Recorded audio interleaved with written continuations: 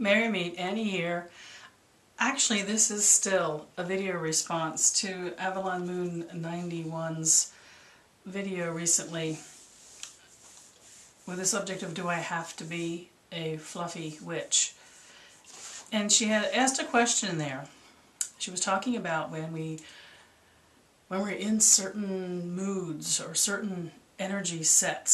So if we're angry or depressed, or I'm going to add to that any of the less than seemingly positive energy and emotion have come over us, do we take that into ritual?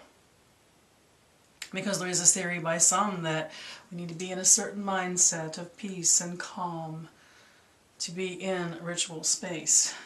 And her question was, do we take that into ritual? And I absolutely take that into ritual. I will create a ritual around that sometimes. You know, that space that we create within however we define our sacred space. It's a place to experience the purity of all emotions. And I have had nothing but great benefit of taking all kinds of emotions in my life into that kind of circle. Now, I don't take them into a circle with others. I do leave them at the edge of a circle. I don't think public circle, even in my most intimate relationship with my coven, is a place to work out personal work. I just don't feel that it's about coming in and joining your energy with others and not making it be, perhaps that night, a little bit too much about you. So I do check those things at the figurative door before stepping into a ritual I share with others, but I glory in taking those things into my private rituals. There's a purity about how you experience some of those emotions in the space you've created as sacred space.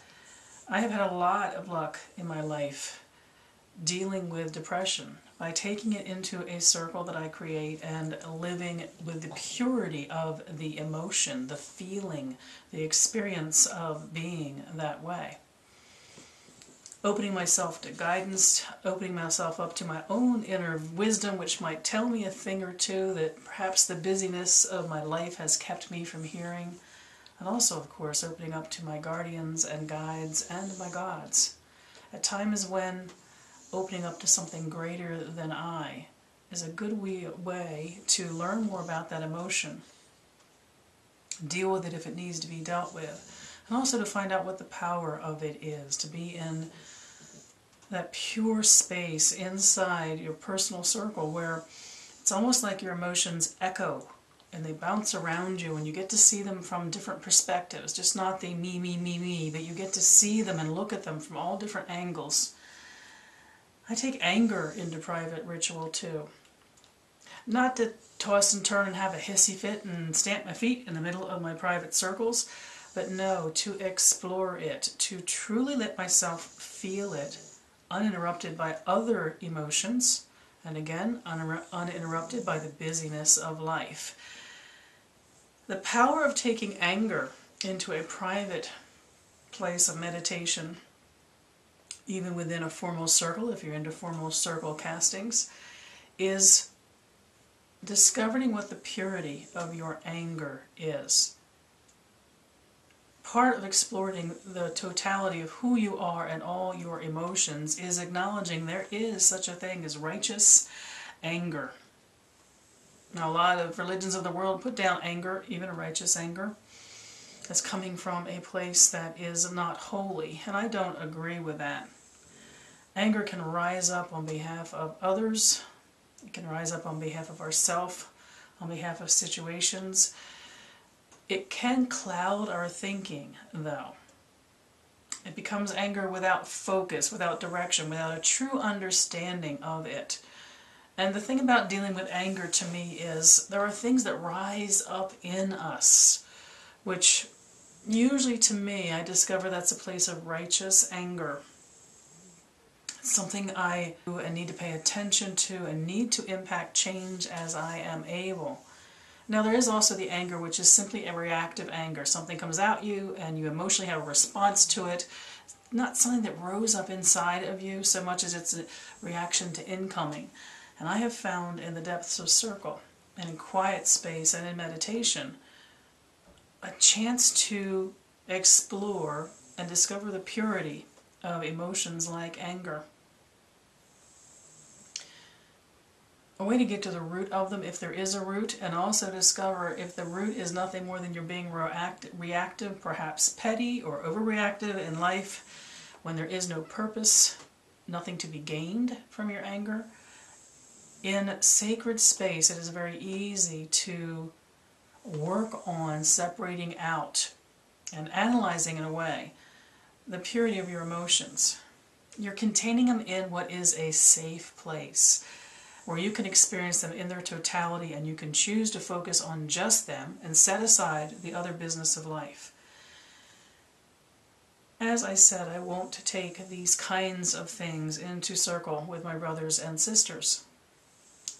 I was trained, and to this day am very careful about stepping away from the cares of the world, including extremes of emotion, and leaving behind those things to be taken up when I come back out of circle, but to release when I enter circle. I do not feel that way about what I do in my private circles, in my solitary practice. I take all of the emotions of my life into those circles.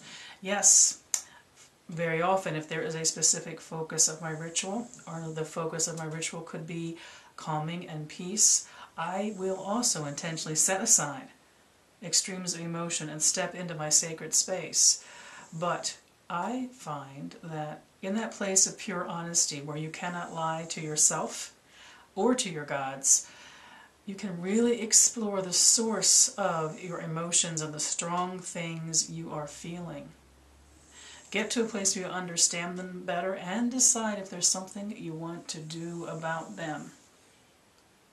When I intentionally take a powerful emotion into my solitary circle, I, without fail, come out of that circle changed.